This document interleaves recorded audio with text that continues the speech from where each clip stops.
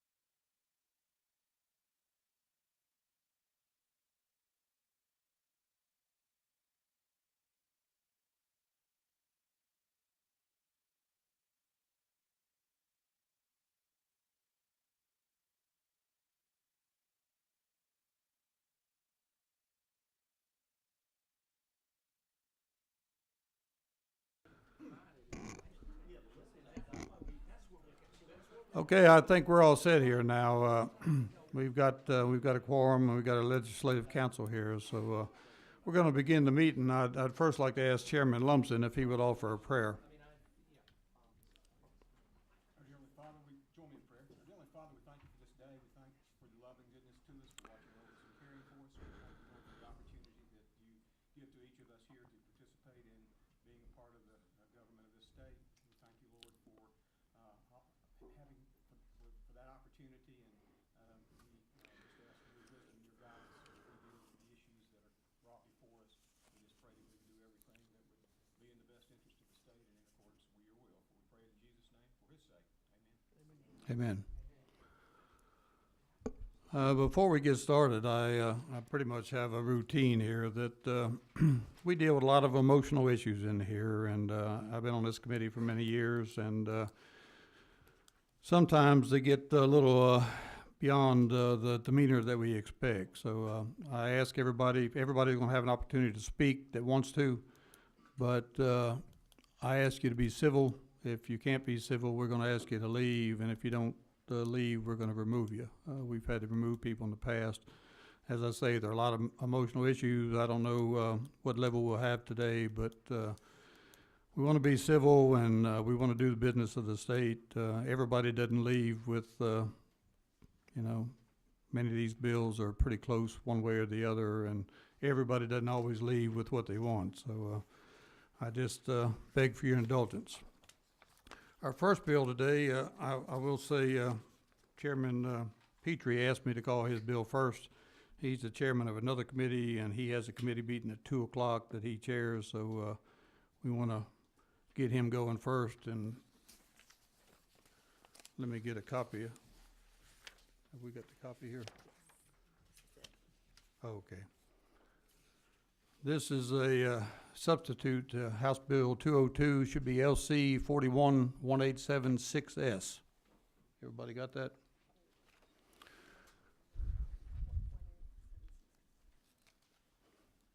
Okay, Chairman Petrie. Thank you, Chairman, and thank you for allowing me to go first, Chairman. I do have a very busy day, and I appreciate your kindness there. This is, as you pointed out, LC 411876S, House Bill 202. I do want to mention that what you have before you is a substitute. I made a minor change after our subcommittee meeting where it passed unanimously. So I didn't feel necessarily that it was necessary, but I heard from folks, and accordingly I felt like I would try to make a change in keeping with my intentions here. And so I've done that, and I'll explain that in a moment. But first, just to give you kind of the broad picture, as I mentioned to the subcommittee the other day, this bill very simply is an attempt to make sure that those individuals that are in our state correctional facilities, and this does not pertain to jails, but in our state institutions, to be transparent with data that the department has that is available to us as legislators, but which is not currently available to individuals in an aggregate basis. Now, I do want to mention that the department does a phenomenally good job of posting data on all of our inmates. And let me be the first to say that overwhelmingly our inmates are our own U.S. citizen inmates, okay? The subset of inmates in this state who are illegally here are about 3%. So this is a smaller subset. However, it is an impactful subset because when you think about the fact that if indeed our federal government, our federally elected officials from both parties, if they were doing their job and dealing with the very important issue of immigration in this country and making sure that we have a legal and vigorous immigration system, if they were doing that job, then none of those crimes perhaps would have occurred. And so I had received this information at the request of the department a couple of years ago and discovered that I could get it, but it wasn't available to the public. And so what I wanted to do was to take that information that is currently on the website, by the way. The department's already doing much of what's in here, but they're not aggregating it. And so what I've asked for is you have before you, you have a list that basically is what I'm asking for. It is an aggregated list of ICE detainers, of individuals who are of interest to ICE, and it does not mention names or anything about the name of the individual, any personal information. That information is already on the website for all of our inmates. But what it does is aggregate those by offense. And so the department agreed this is good, transparent information for the public. Quite frankly, they were willing to put it on there, but I felt like it should be in statute, and to make sure that people have the opportunity to see this information transparently always. And so what you have here, very simply, if you look at the body of the bill, requires just that, aggregate data on ICE detainers and offenses in home countries of inmates who are not United States citizens and who are confined under the authority of the department. And so I do have with me Rob Thrower today, who represents the department. And we met after the subcommittee meeting, and we made a change. Then many of you that are here were at the subcommittee meeting, so I want to point this out. There were folks that were concerned about the language, and I sometimes myself have to be helped with the language because we use so much terminology in these issues of immigration. We want to make sure we phrase it right. And so where we had, on line 13, we had aggregate data on, it said immigration status, comma, offenses, and home countries. I changed that to aggregate data on United States Immigration and Custom Enforcement detainers, comma, all offenses and home countries of inmates. And so my hope was that would make everybody who reasonably wants to make sure we're transparent on public safety. And on, you see, these are, this is 1,505 individuals currently in Georgia corrections. And well over 1,100 of these are violent and sex offenses. These are heinous crimes, folks. And the degree to which this is a problem, the people need to be aware of. They can make their own decisions about whether that's a number that surprises them or not.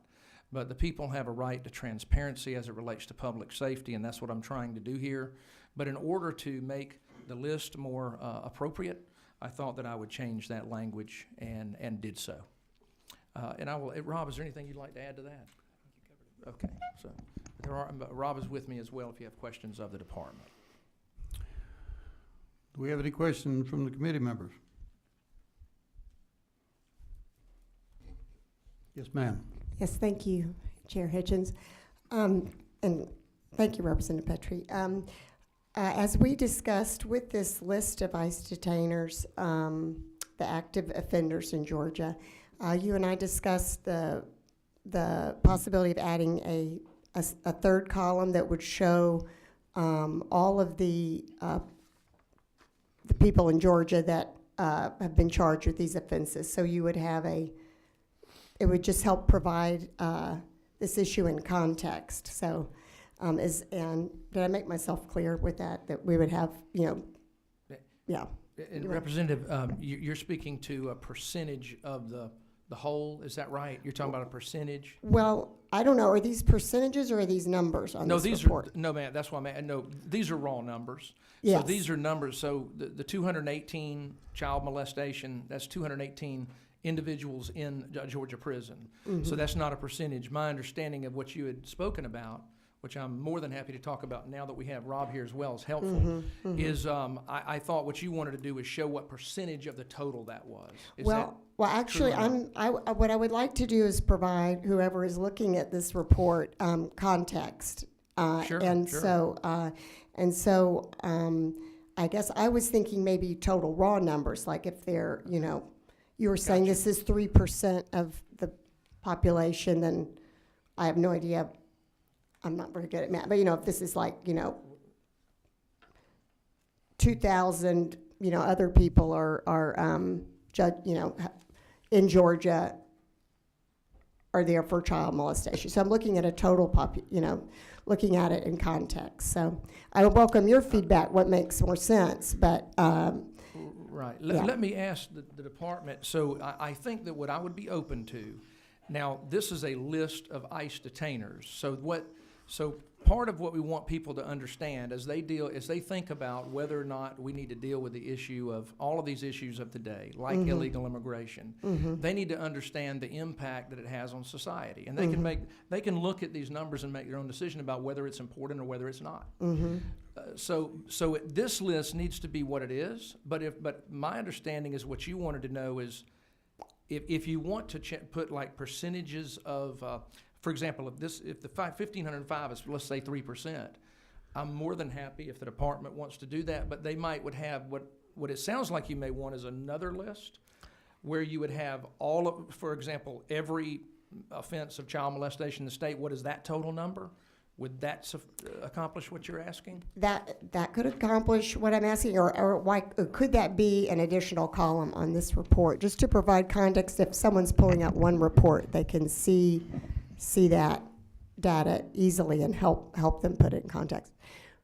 Yes, ma'am. And you're talking about, like, so for instance, in the list that Representative Petrie has, 152 people have ICE detainers for murder. And so you want that, I guess you're requesting that in context, how many people are in our system for murder? Right. So on our website, profile of foreign inmates it's not the only report that we do. We also have profile of all inmates, profile of life sentence inmates, life without parole inmates, death row inmates, mental health, profile of transitional centers, and veterans. And so some of that information may actually be listed on our website. I'd have to double check. Is that available to the public as well? Yes, ma'am. It's posted on our website. But this data is not available to the public right now? Currently, this list is not posted on our website. I do think, one of the issues that I think we'll hear from some of our organizations is a fear of targeting, this population. And so I think it would be helpful if we could, since it is about ICE detainers, maybe we do put the percentage of the total people charged with that. Maybe, that would be something. Yeah. Okay. Yeah, I can check with our team to see if that's something that we can do or and add to this list. Right. Just so someone can pull up one report and that can help put it in context. And the other thing is, would it be possible to add an amendment just to explain what a detainer is, just have that at the top of the list, a definition of a detainer? Absolutely. Okay, that would be helpful too. And I have the definition here. Do I need to read it, or are you? I have a working definition from the ICE website. If you have a different one, I'd be happy to work with you. Should I just read it for the record? Is that all right? Sure. Okay. A detainer is a request from federal immigration agents for information or action related to an individual. The presence of a detainer does not indicate that an individual is deportable or indicate the individual's immigration status. The detainer indicates, in many cases, that federal agents have initiated an investigation into the individual's immigration status. Is that a correct definition? I believe so, and I'd have to check with our department to see, just to double check on the working definition that they use is for a detainer. Okay. But be happy to work with you on that. Okay, thank you. Thank you. Okay. Let me speak to the legal counsel just a minute. Do we need to do that in the form of an amendment if we're gonna put it in here, or is that part of? I didn't know we were making an amendment, Chairman. I thought Is that that's an what you amendment? said. I thought there was It's a potential amendment to the report. The definition. Yeah, in Appendix A. Yeah, is this report Appendix A, or the example report? Yeah. Well, I haven't thought about that, so I'm glad. What I was doing was looking to the department. Well, I don't see the it. department should put in. They can do whatever they want, as long as what I want the statute to do is require this information to be posted. Right, and that's Now, fine if the with me. I thought the department was just agreeing they can do that, and that's perfectly fine. I That's hope fine. so. If that's good with I don't our know. legal counsel, we don't. I don't know. We'd have to ask Julius. Yeah. Right, yeah, the bill is as drafted, I guess, and they'll do that information, but if the department does extra, then that's on the department. But I don't see it where it specifies how this is to be done, so I don't know that we need an amendment to do that, but. I would defer to legislative counsel. My understanding, Julius, the recommendation we just made is more of usually a policy matter by the Right. department. It's an Right. administrative matter. The statute, what I'm trying to do in the statute is require that the people have access to this information. And again, I defer to my friend here who's so knowledgeable in these matters, Mr. Talbert. But my understanding is how they explain a definition, et cetera, that is usually administratively handled. It's not something that would go in the statute. It can go into the statute, or it can be handled administratively. That depends on what policy the committee wishes to. I think we generally give agencies the ability to do their own rules, and certainly I think would be one of their responsibilities. Okay. Yes. But I'll be on the Department record of for Corrections fine supporting with the that? definition. Okay. Representative Lott. I think that's me. Oh, I'm sorry. Powell. All right. Thank you, Mr. Chair. Mr. Petrie, I got a couple of questions for you. Yes, sir. And I guess I'm a little unclear on this. Do we know specifically how many of the 1,505 are here illegally, who are illegal immigrants, or, I mean, do we know that? Yes, sir, Representative. So first of all, just to make sure this is real clear, there are actually well over 2,000. There's about 2,100 individuals already this is all public data now on the website. There are really about 2,100 individuals in our correctional system who claim to be a foreign citizen. Right. So this list here is just those that are ICE detainers. So for whatever reason, there's certain ones ICE wants and is interested in. There are certain ones that aren't. But my understanding to your question is that yes, these individuals are almost certainly illegally here, I would think. And I'm not an expert in that matter, but Can I ask in a federal question? law. But yes, sir. Can I ask a question of the staff member here? Yes, sir. How much does it cost to house an inmate? It's about $30 a day. How much? I couldn't say off the top of my head accurately, but somewhere in that ballpark. Okay. All right. And another question, if I may. Do we take active steps to just make sure these people get out of here and they don't stay in our jails? So we have a good partnership with ICE, Right. and so they're aware of the inmates that have ICE detainers in our facilities. And so once they come to the end of the sentence, usually ICE will come and they'll pick up those inmates, and then wherever they go, if it's another ICE facility or wherever, ICE is usually responsible at that point. We're also in another program with people who have ICE detainers on them who are nonviolent offenders. Sometimes we enter into agreement where that certain offender who's a nonviolent criminal may agree to an early conditional release on the condition that they do not return back to the United States. And if they do return to the United States, then they'd be subject to, I believe it's the 20-year penalty. I'm not quite sure, something along those lines. I would add one thing too, Representative, is I think much of the time they are deported. But remember, much of the time they are not, because their home countries, their countries of origin will not take them back. And so a couple of years ago, we passed House Bill 452 to try to at least alert sheriffs when individuals who are here illegally and have committed violent crimes, Right. when they are actually returned to the streets of Georgia, because it happens all the time. So that information, at least now, we're telling sheriffs. What I want to do here is just make sure, listen, we're limited to what we can do in Georgia, but what we minimally should do is make sure that the people know this information. They have a right to know. We should be transparent. Thank you for bringing this bill up. Thank you, sir. Very supportive of those efforts. Do any other committee members who have questions? Okay, we got a long list of people who want to speak to this issue, and sometimes we divide them up by 4 in a poll, but I'm just going to go down the list and do them in the order that they signed up. So I'd like for everybody to limit to 3 minutes. We've only got a certain amount of time here, and I got about 5 more bills after this one. So if you would hold your comments to 3 minutes, I'd certainly appreciate it. First up is Isabel Orturo. Hi, good afternoon. My name is Isabel Otero, and I work for the Southern Poverty Law Center. In the subcommittee, the author of the bill talked about the need for transparency, as he did so again today, and it seems like that is the intent behind HB 202. And so in the interest of transparency, we ask that you do amend the bill, as Representative Evans has suggested, to include the additional information on the report and not just leave it to the agency to decide what goes in and out. I think the purpose of this is so that this report exists regardless of what the agency employees or leadership looks like. And so it would be important for this to get included as an amendment. And I think, if the public, transparency does include information about the general population. So if the public is going to benefit from knowing an immigrants commissions of crimes, they would also benefit from understanding the percentage of immigrants committing these crimes relative to the general population. And so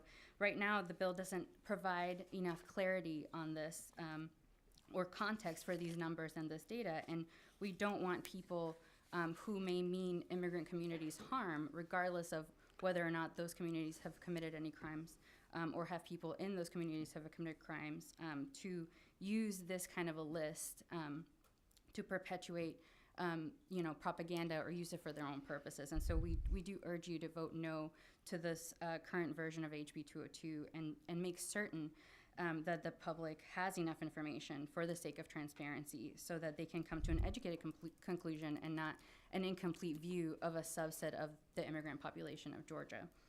Thank you. Next up is Naomi Tzu.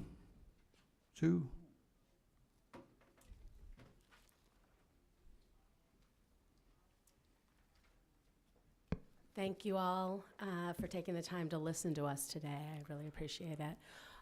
My name is Naomi Tzu. I am a lawyer with the Southern Poverty Law Center, and I want to thank the author for making an amendment to his bill to make clear that it deals with people who are subject to ICE detainers and not to all citizens, as the original bill did. So I thank you for that.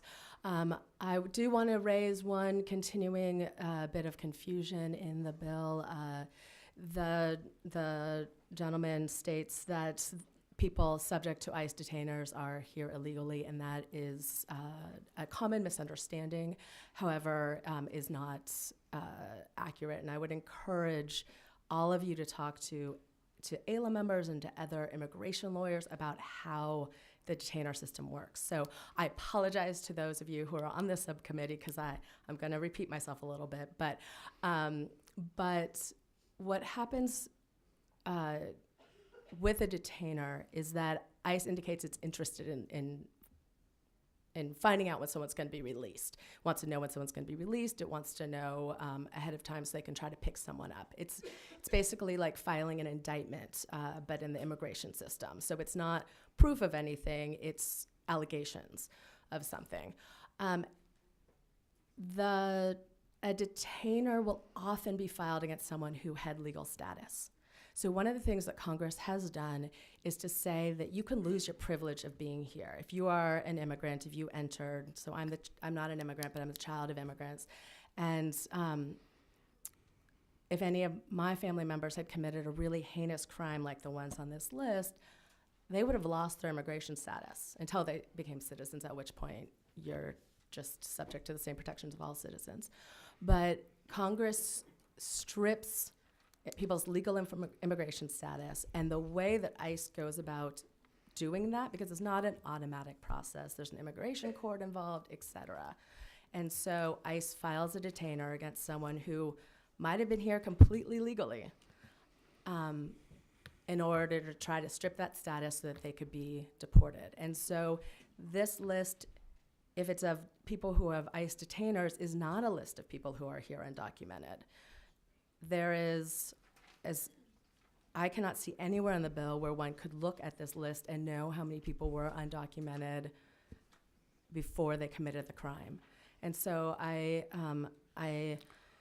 commend the the language that the department was open to adding with regard to explaining what a detainer is, because I think it's entirely too poorly known by many of us, including by me before I was a lawyer working with immigrants.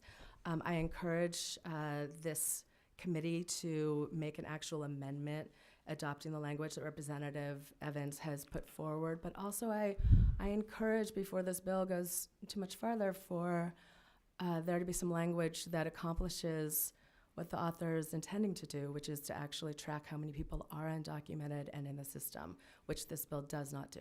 Thank you so much. Representative Holcomb? I have a question, if Sure. that's okay. Oh, I'm so sorry. Thank you, Mr. Chairman. I want to make sure that I understand it. There's roughly 3 categories, right? You have citizens, you have lawful permanent residents that have some type of legal right to be here, students, talented people, et cetera.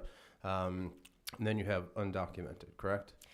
Yes, the second category, if I can be wonky, is both lawful non-immigrants and also lawful permanent residents. But yes, you have citizens, you have people with lawful status, and you have undocumented people. Okay, and so is it possible for ICE to issue a detainer to either a U.S. citizen or somebody who is here lawfully, either as a permanent resident or with status? Definitely. If the ICE issues a detainer on somebody who's here lawfully who committed one of these crimes, ICE would be acting, doing their job in the way that they're supposed to be. If ICE issues a detainer against citizens, which they do, we're currently representing a citizen who was held on an ICE detainer, that would be a mistake. I mean, everybody makes mistakes, and so they do sometimes put detainers on citizens as well. Okay, so real simple to make sure that I understand. If the purpose of this bill is to track and provide to the citizens of our state data on undocumented immigrants who may commit serious crimes, then this doesn't do it. It Is does that not accurate? do it. That is Okay, accurate. thank you. Any other questions? Representative Evans? Is there a way to do that, to just track the undocumented workers? I guess I would ask our gentleman from corrections, yeah. Tracking the I'm sorry, go ahead. tracking the immigration status, that was one of the reasons that we had gone to Representative Petrie in the first place, to go from immigration status to listed detainers, because it's not a function of the Department of Corrections, it's more of a function of ICE. And so, as she had stated earlier, they may have an ICE detainer on them, but they may not be here illegally.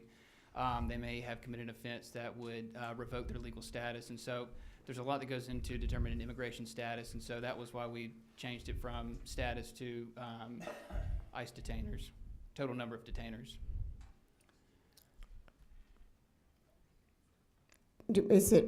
Would it be possible to maybe to have another conversation, who's here, which one of these are here undocumented, and then these are the legal? Is that a possibility? I don't think it is, because that would be data that ICE would have. The only data we have from ICE is the detainer, and the only information we have is the detainer information and who has a detainer on them. Now, like I stated, if they're here legally, illegally, that would have to be information they would have to turn over to the Department of Corrections and provide. And I'm not sure if that's something I don't think that's something that's being done right now. And I don't think that could be published. I'd have to double check though. I guess if we're talking about transparency, isn't that kind of one of the essences of what you're interested in Representative Petrie, who's here illegally and who's documented been accused of these crimes? Representative, let me be clear. I'm absolutely trying to be transparent. I hear you saying you want, frankly, a more expansive list than what I've asked for, I think. But as we get twisted with the terminology, let me just say this. So we had in there language about immigration status, and we had concerns by individuals who thought that might be too expansive that I heard. And then I spoke with the department. They have concerns too with that, or I think what you're hearing is their ability to know some of this information. And so what we know is right here. This is a list that the department And by the way, there were comments at the subcommittee meeting about cost and all that. This report is already being created by the department. The department generates this report. They just don't provide it to anybody but you and I. And so all I'm asking is that this information be available to the public.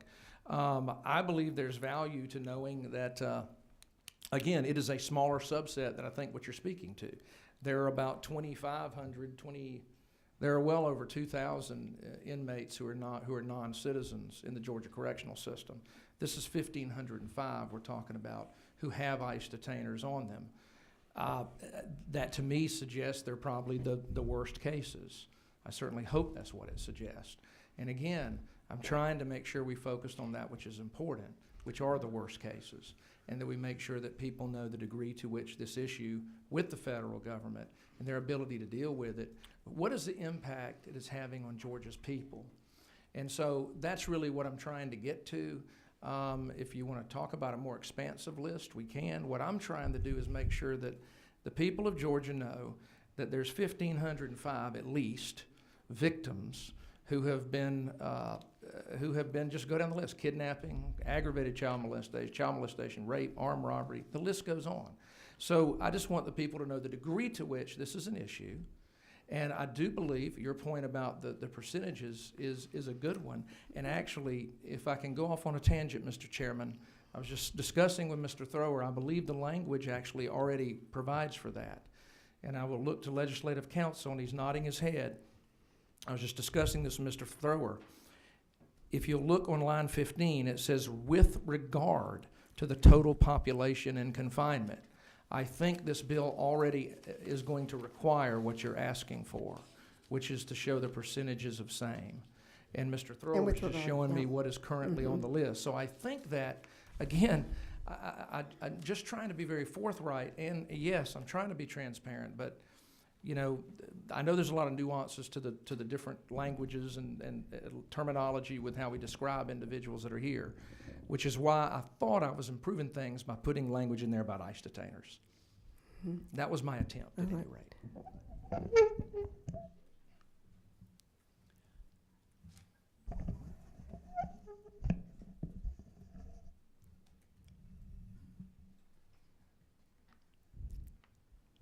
if there are no further questions?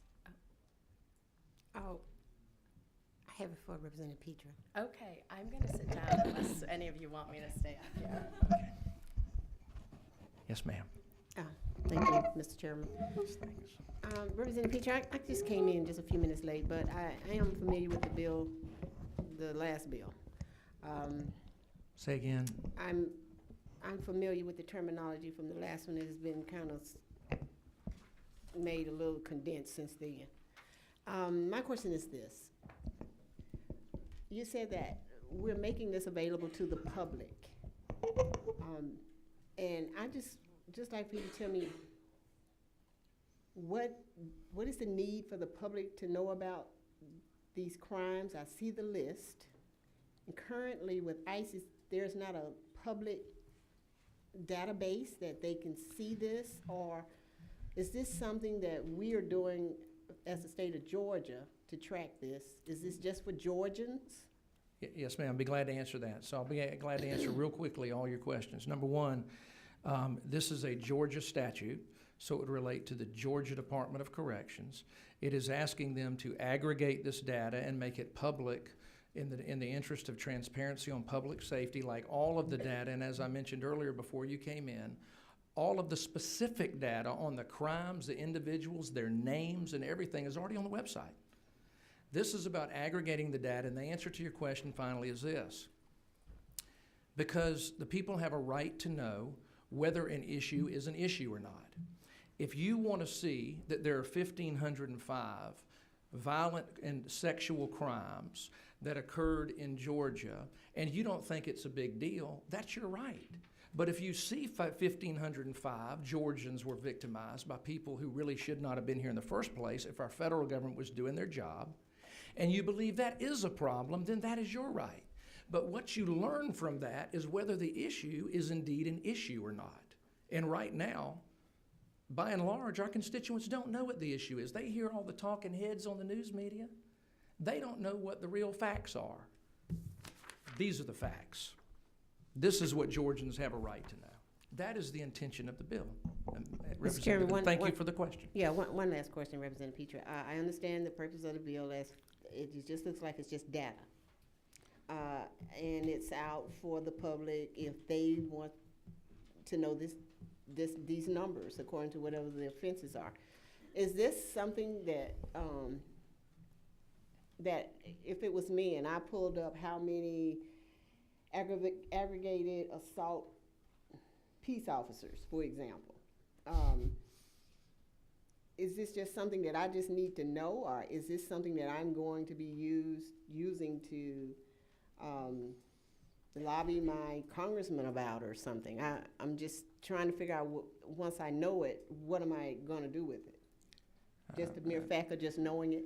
Representative, I think the people have a right to know what they have a right to know. This is their prison system. They're paying for every one of these 1,505 individuals.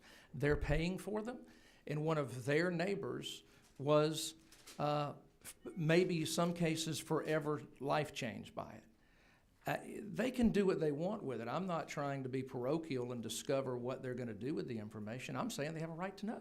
It's really that simple. You either, and that's the vote that's before you. You either believe the people have a right to know or you don't. Thank you. But we should be consistent. Okay, as I feared, we're getting way behind schedule. We've had 2 people out of about 20 to speak, so I'd appreciate if we could move along. The next person to speak is Harvey Soto from Galileo. Good afternoon. How's everyone doing? Thank you again for giving us the time to do this. I'm going to go by very quickly because I understand that we are short on time. But I just want to bring a narrative about this bill and what the unintended consequences that we've kept talking about. But I just want to say that myself and my family, we have to fight and go against this type of narrative, this type of data that sometimes is not complete, is out of context, and makes us seem like we're more violent or more criminal than we really are. My father and my mother and myself, we pay our taxes, we follow the rules, and we go to church with other Latinos. Every Sunday, we volunteer, and no one there is violent, no criminal. No one there is really looking out to attack Georgia citizens or Georgia residents or any of that nature.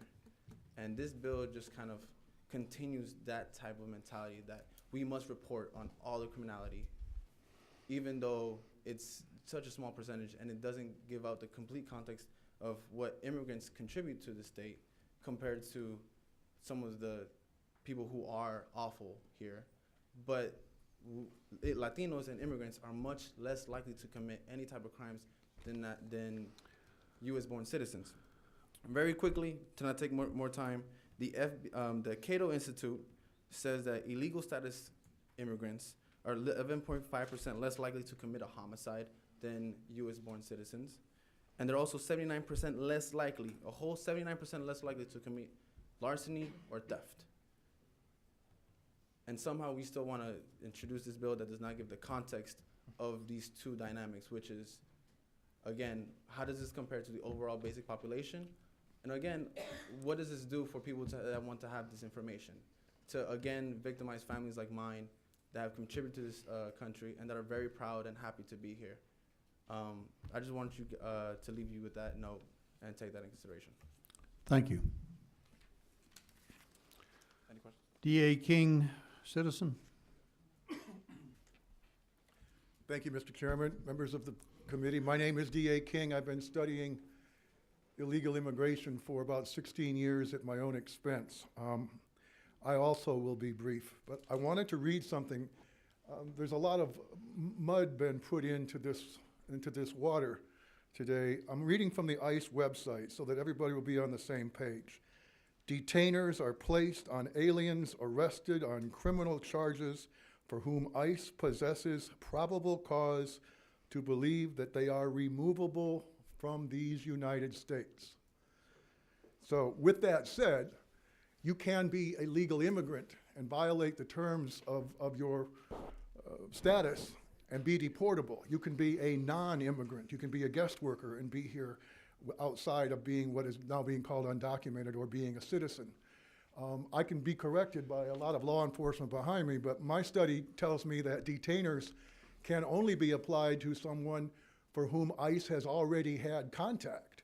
If somebody comes into the country illegally or overstays a visa tomorrow and goes into our prison system next month for whatever reason, ICE may or may not know that that person is here, that they're here illegally, and they will not have a detainer. So I would agree with everybody who is saying that if the goal here is to track crimes or prison population based on illegal immigration status, I think the previous version of the bill is a lot more comprehensive and goes after that much better. The representative in the committee may not agree with me, but if we're only going to do detainers, I hope that everybody is clear. A detainer is placed on someone who ICE suspects may be deportable, okay? And we don't deport, for the most part, US citizens. I would like to make it clear, the Georgia Budget and Policy Institute has put out figures that tell us that the state of Georgia has more illegal aliens than it does green card holders, which is a lawful permanent resident. It is exceedingly, and I mean this very respectfully, but it is exceedingly frustrating to come to the Capitol for 16 years in a state with as high a population that's illegal as Georgia and not have legislators any more educated on immigration as it was. I hope that will change. I urge the committee to pass the bill out. I would suggest that they put it back into the original condition, but I don't think I'm going to win on that one. But I hope the bill goes out. I think that people have a right to know, and I appreciate it. I'll take any questions. Thank you for what you do. Thank you, sir. Okay, we don't have any questions. Karen Secuirty, citizen.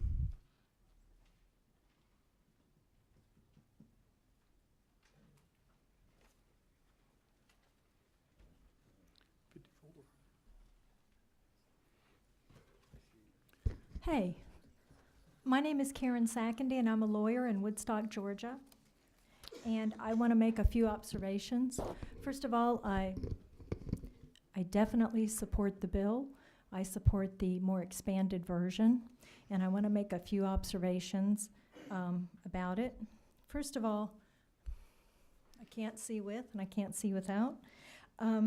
When people talk about the numbers of people in our prisons, I'm very disappointed that this bill does not also include the number of people in our jails.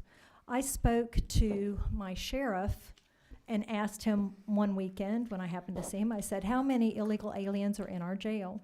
And he said 7% on that particular day. So in our jail, we hold 600 people. So 6 times 7 is 42. So we had 42 illegal aliens that day in our jail. And of course, it costs money, and that's every day of the year. The next thing I want to point out is that when people say that it casts a bad light on foreigners or on the illegal alien population and that whole mentality, let me point out that one of our problems is that the federal government, since they're letting people in the country illegally, are not screening anyone. So whether it's a small proportion or a large proportion, the point is they're not being screened. If the federal government was doing their job, we would have some idea of whether or not these people were tending to be lawbreakers, whether or not they're cartel members, or whether or not they really just wanted to pick lettuce. But since we don't do any official screening, we just get whoever decides they want to walk over the border. And so I am completely unpersuaded by the idea that it slanders a community. I don't care. We could have people walking across the border right now with box cutters who want to get on planes. We don't know. And so I have no sympathy with that whatsoever.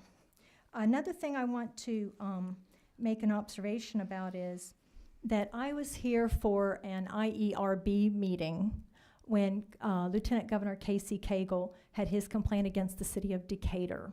And I would say, based on what I heard, that the state of Georgia is entirely lax about training our police officers and police chiefs in this arena, because he basically had no conception of what an ICE detainer was, how to find out if there was one, or how to communicate with ICE. ICE is understaffed, so it would behoove us actually to be more proactive and to actually set up a state officer, I think, for every jail that could contact ICE and coordinate, because we all know people who have suffered from illegal alien crime. I'm one of them, and I know other people who have been. And frankly, this idea that we have to cater to foreigners, no thank you. Also, one more thing about the bill itself, talking about detainers versus whether or not they're illegal aliens or foreigners at all.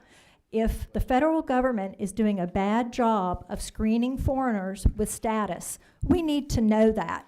So if they're letting an inordinate amount of people come in legally, and it turns out that they're murderers and child abusers, I think that's a red flag to the federal government, and we should be letting them know.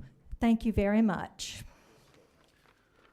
Okay, once again, we're about to run out of time, so I'd like to give everybody an opportunity to speak that wants to, but we've used up, I got 4 more bills after this, so we've got 1, 2, 3, 4 more people to speak opposed to it, and 1, 2, 3, 4, 5, 6, 7, 8, 9 more people that are for it. So many people saying the same thing.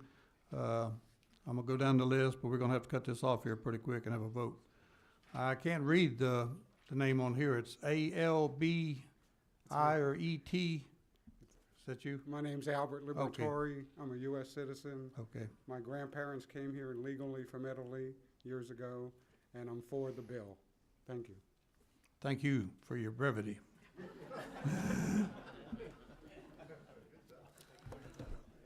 Good afternoon to the committee. My name is Murtaza Khwaja. Oh, sorry. I was trying to be quick for you, so I'm sorry about that. I didn't hear what you said except your name. Okay. I'm Murtaza Khwaja. I'm not going to be as brief as that, but I will try to be as brief as possible. Okay. I want to thank the committee and the representatives for the work they're doing on this bill. I want to thank Representative Petrillo because I think he's definitely put in consideration to the suggestions we've put in. That being said, I do not think this bill makes us safer. I think the issue with this is the unintended consequences of what's going to come out of this bill. This bill still marks out ICE detainers. I'm going to speak a little bit to ICE detainers in a bit, but it still feeds into a rhetoric that has been going on nationally amongst people of fear-mongering. And I have FBI statistics to back that up. In the last year, the FBI has reported there's a 17% increase in all hate crimes. So in this past year, 7,100 hate crimes occurred in the U.S. That means there were 8,493 victims. Of those victims, more than 20% of those were Latinos, who, as we know, are largely the ones who are affected by by ICE detainers. This bill is making it seem as though those people who are here illegally, quote unquote, are more likely to commit crimes, which is, again, the stats do not back up. The Cato Institute says illegal immigrants are 25% less likely to be convicted of homicide, and you heard a few of the other statistics there.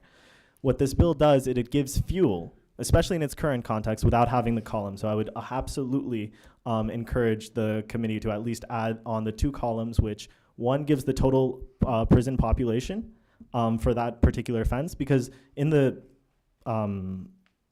for the sake of transparency, that is what will give you the full picture. If 100 people were convicted of murder and there are 1,000 people or 2,000 or 3,000, however many are there, it'll show the percentage, so that for someone who gets this information, they're not going to use this to further their agenda of saying, look, 1,000 ICE detainers convicted are convicted of murder, when that's only 3% of the population. So I think that is a very important point to have, is the raw data on a separate column, and that's not difficult. That's something that's available to the public, and since this is going to be something that's going to be going out to the public, that's easy for them to merge onto one document. And then also showing the percentage, which they can do on themselves, but the percentage would be helpful as well.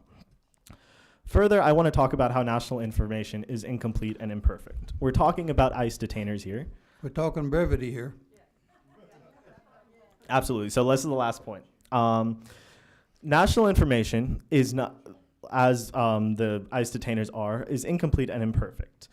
There's issues with ICE detainers where there will be instances of citizens being on ICE detainers. And like speakers have said before, there shouldn't be, but there are instances of it, which is problematic because then you're cutting into people's constitutional rights.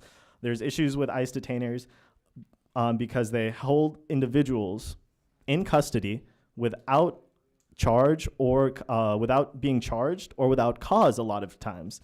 And this is a violation of the Fourth Amendment. This has been litigated in court, and as such, to use that list is problematic. And it also erodes trust in law enforcement. So for us to use that list as the sole list is going to be something that's going to create issues.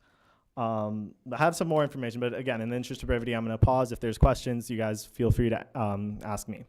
I thank you again for your time and your consideration on this bill. No questions?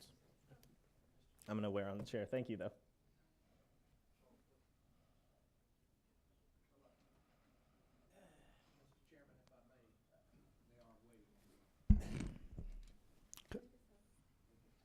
Could I make a motion, Mr. Chairman? I believe this is the appropriate time. I'd like to call the question, please. I have a motion to call the question.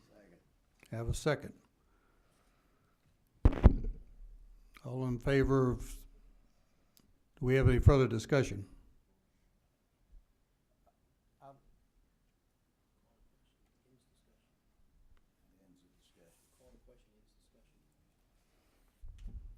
Yeah, that, do I have a motion? We have a motion to pass. We have a second. Any further comments? Discussion? Hearing none, I assume we're ready to vote. All in favor signify by saying aye. Aye. All opposed? No. Let's get a hand count. Everybody is for it, raise your right hand. 1, 2, 3, 4, 5, 6, 7, 8. All opposed, raise your hand. 1, 2. It's 8-2. The motion passes. I appreciate everybody that came here today. I hate that we had to cut it short, but everybody's got to go somewhere else, and I don't. I think we were regurgitating a lot of the same information. Thank you.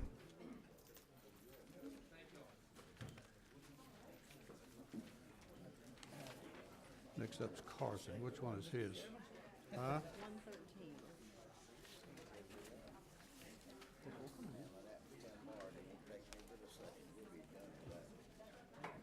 I promised Carson I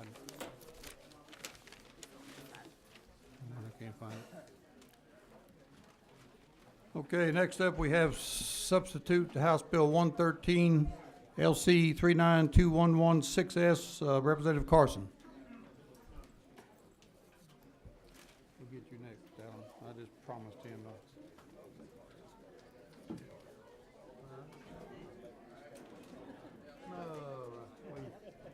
You're good help when I get in a jam. Yeah.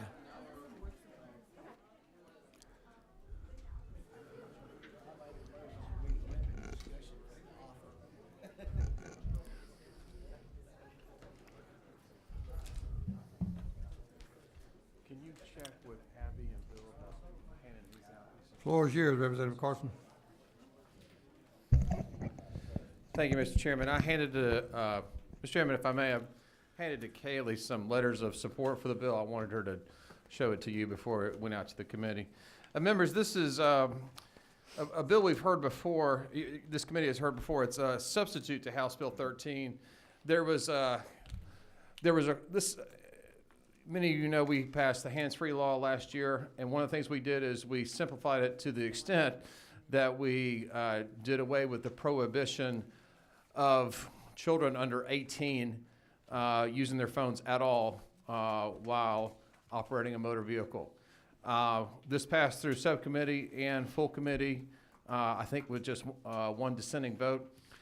But after being in rules, we spoke to the Solicitors General and a couple others, and there was a concern that with just the inclusion of a civil penalty that it would not be able to be enforced in court. So we went back and made it exactly as the old law, whereas it's just a simple traffic misdemeanor with a $150 fine, and that's really the only change. Mr. Chairman. I don't mind getting elevated. Not Okay. today, though. I included an overview of what the bill does. Abby, does everybody have a copy of this? They do. Okay.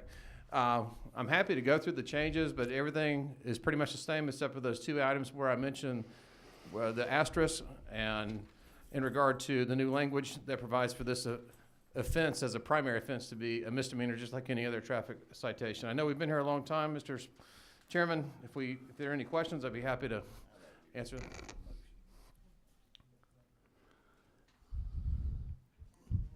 Let me say this, with several people have signed up, we've already passed this bill once, we have minimal changes, and I'm gonna entertain a motion if, at this time. I'd like to be recognized to make a motion before John talks it to death. Come on. We have a motion and a second. Any further discussion? By committee substitute. By committee substitute. And I'm always proud of our chairman over here. It's been on this committee for 30 years, our former chairman, who keeps me in line here. But if there's no discussion, all in favor signify by saying aye. Aye. All opposed? No. Bill carries.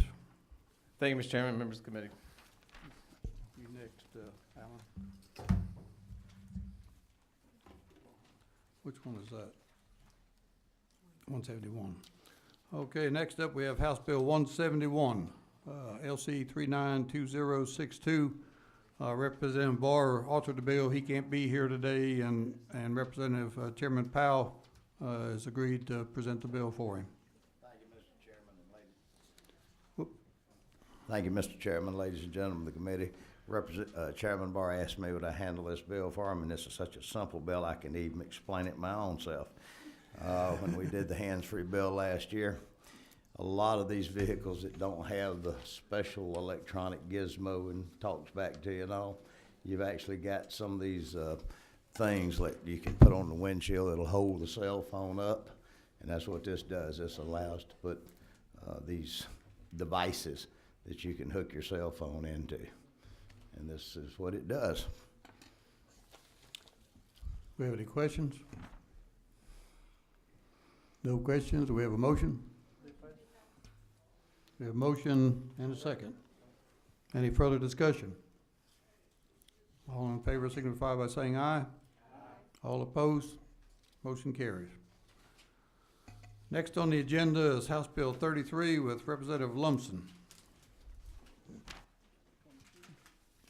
Mr. Chairman, members of the committee, I bring to you House Bill 33. It's a bill that deals with active duty military personnel and the renewal of a weapons carry permit.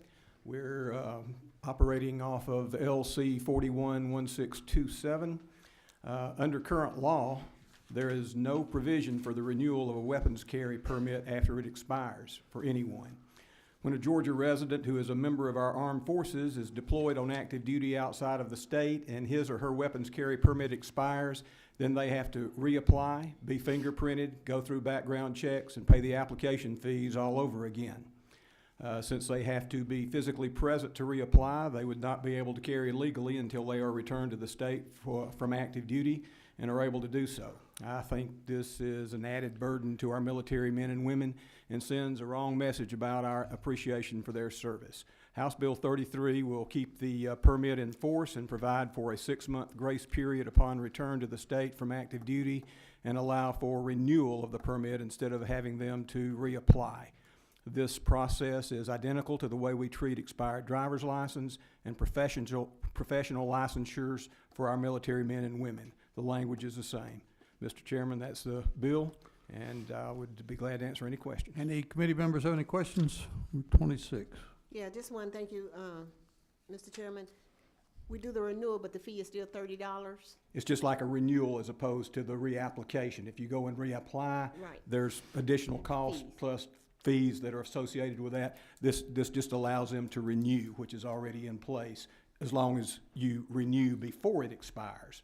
Now, any individual who holds that weapons carry permit, they can renew their driver's license for that reduced fee and not have to go through all of that process again, but they have to renew it before the license expires. I think up to 90 days before the license expires, you can renew it. But if you let it go beyond the renewal point, then you have to reapply. So is that 60 days when we return to CONUS, or? Once they return back to the states, they can continue to carry. Basically, it extends the validity of their weapons carry permit for 6 months upon their return to the states. Okay, thank you. Chairman Powell? Like to be recognized for a motion. Anybody else got any questions? Okay, please make your motion. Thank you, Mr. Chairman. Your subcommittee has heard this bill, perfected this bill, and I move that we pass this bill with a do pass recommendation. A recommendation for due pass. We have a second. Second. Any further discussion? If not, all in favor signify by saying aye. Aye. All opposed? And the bill we've been waiting for, House Bill 279, LC 411789. It's Representative Lumpson again. Mr. Chairman, members of the committee, bring to you House Bill 279, a bill dealing with off-duty employment and sworn law enforcement officers of the Department of Revenue. Throughout the various departments of state government, there are a number of departments that have as part of their structure post-certified officers in uniform and marked and unmarked vehicles. Post-certified Peace Officers Standards and Training Council. For those of you who may not be familiar, all law enforcement officers have to be post-certified. Many departments, such as the State Patrol, the GBI, and the DNR, have language in state law that permits off-duty security work by their officers, subject to the approval of the director, and authorizes the use of their state vehicle and uniforms. While there are a number of departments with post-certified officers, each department must have the language in code in order for their officers to be able to do off-duty security work. This bill adopts the language used by the other departments that authorize this practice and applies it to the post-certified officers of the Department of Revenue. This request comes from the officers themselves and has the full support of the Department of Revenue. That is the bill. I'll be glad to answer any questions. Any of the committee members have any questions? Well, we've gone from slow to rapid fire pretty quick. They call me Fast Eddie. If not, I'll hear a motion. We have a motion and a second, do pass. All in favor signify by saying aye. Aye. All opposed? Motion carries. I thank everybody for their patience today. I think it looked like we were going to go on all day, but I hope we took the proper action, and I appreciate all the committee members and all the people in the audience. Some who wanted to speak that didn't get to speak, but I call this meeting adjourned. Thank you.